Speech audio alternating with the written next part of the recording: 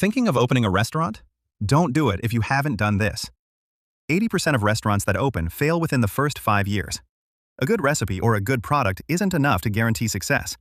There's a lot of information on this topic, but here I'll mention some practical and specific things you should consider before embarking on this adventure.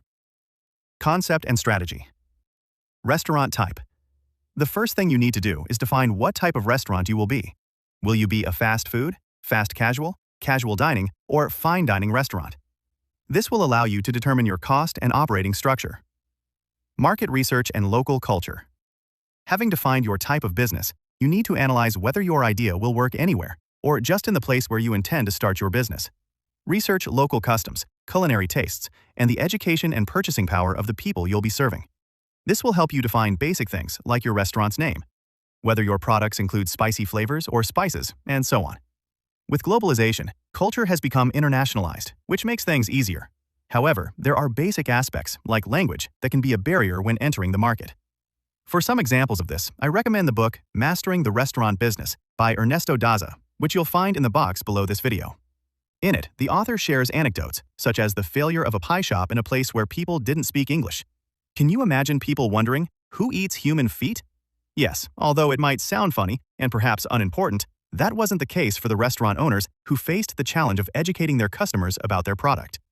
This is a crucial step in defining your strategy. Competitive analysis. Now that you have determined the type of restaurant and analyzed the culture and market, you need to identify your competition. You may not have a direct competitor in the specific type of product or restaurant you've chosen. However, in the food industry, everything is competition, and you must carefully analyze what other types of restaurants will be on your customers' minds when they choose where to eat. Visit your competitors during peak hours, count their tables, track their turnover, and estimate their sales to project your own. Analyze which aspects of what they offer might be a disadvantage for you, and find ways to compensate for those weaknesses. Financial planning. Design for success. Determine how much money you can realistically invest and whether that aligns with what you need to succeed in your chosen restaurant model. Often, the initial idea isn't tailored to your capabilities, leading to failure in the long run. When designing your business, consider everything it will need to thrive. Calculate the necessary investment in equipment and supplies to handle peak hours with a fully booked restaurant.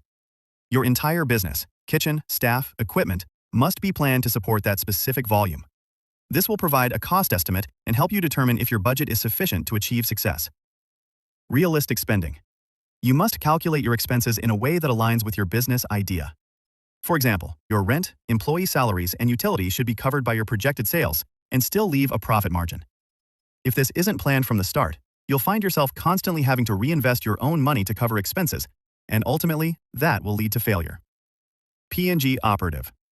Use an income statement or profit and loss statement that is appropriate for your type of business, clearly identifying the cost and expense sections divided by groups and categories. If you want to learn how to do this properly, you can find it in the book linked in the description box of this video. 3. Menu and prices. When creating your menu, there are different aspects you should consider. Limited menu. They say, jack of all trades, master of none, and it's true. Trying to offer too many options to customers can lead to failure. Avoid excessive variety. Obviously, the number of options on your menu will vary greatly depending on the type of business you've chosen. However, you should maintain this principle as a general rule.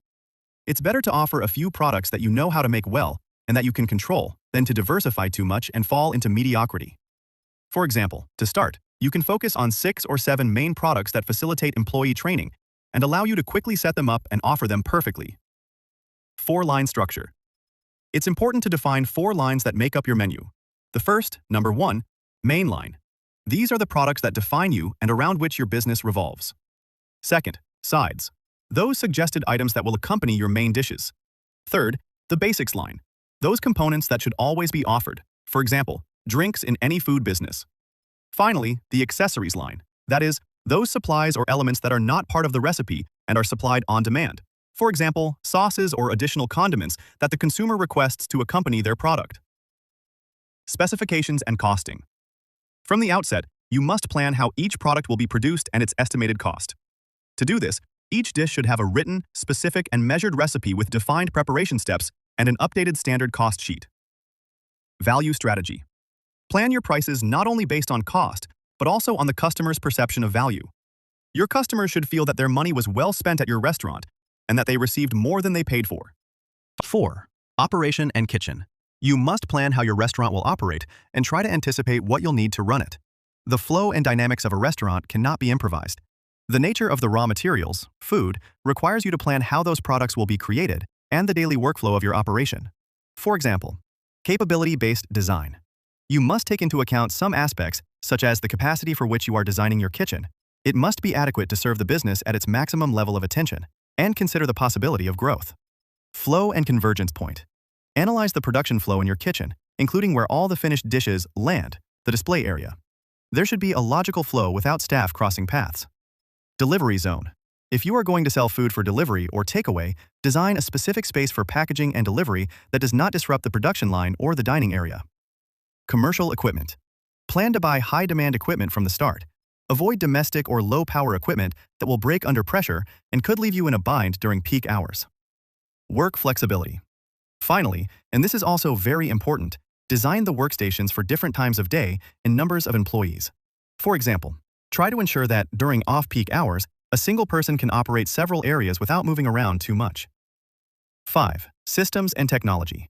This is perhaps one of the most overlooked or taken lightly topics in the restaurant industry. Many enter the business without researching and defining a clear plan regarding the technological support tools they will use.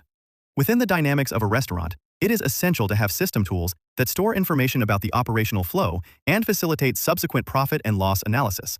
Now, this is important in any business, but in restaurants, in addition to having this support, it is necessary that this support be specialized for this type of operation.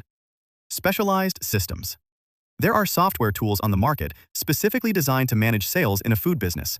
These systems cover aspects such as table management, splitting checks, and variations in the products offered, such as a customer wanting a hamburger with a different sauce than what's currently available, or onion rings instead of fries in their meal combo. These are aspects that only the dynamics of a restaurant need to consider and address. These systems are point-of-sale (POS) systems, and there is a wide variety on the market, some more comprehensive and some more affordable than others. On the other hand, a restaurant needs an accounting system to help organize its expense and sales information. For this, too, there are many systems available at various price points. The structure and type of business will determine the ideal option for your restaurant. Finally, and perhaps most importantly, a restaurant business needs a specialized inventory control system. And although many of the systems we mentioned earlier, such as POS or accounting systems, claim to have that aspect resolved, in practice, they do not address that need accurately. Inventory control. Inventory control in a food business differs from that of any other type of business because what is purchased is not the same as what is sold, and the entire process, from purchase to sale, takes different forms and involves many people responsible. Inadequate inventory control in a restaurant not only reduces profits, but also hinders the early detection of losses and the ability to maintain good product quality control, which is essential for ensuring repeat customers. For this specific issue, we recommend FBH Control, a system specializing in inventory and cost control for food businesses. Visit our website, fbhcontrol.ai, or in the link found in the information box. 6. Quality and suppliers. Supply chain. You need to analyze your supplier options and what kind of supplies you can get. Establish clear specifications for your suppliers, size, brand, quality, and so on. If the ingredients vary, your final product will fail. Goods reception. Within your operational workflow, you must plan who will receive orders and how. Lax order receiving is a major source of theft and loss. 7. Marketing. Marketing budget. This is another topic that could fill an entire video analyzing marketing strategies, but that's not what we want to discuss. The important thing is to understand that you need to make your business and product known, and that can only be done through marketing. You must have a marketing strategy planned that includes institutional, branding, promotional, sales, and very importantly, marketing local. Don't see it as an expense that can be cut or as an additional cost. It's an investment that, if well planned, will give you a return. Alright, that's it for this video. If you enjoyed this video, hit that like button, subscribe, and let us know in the comments your thoughts on things to know before opening a restaurant. Did you agree with our points? Let us know and don't forget to visit our website for more useful information.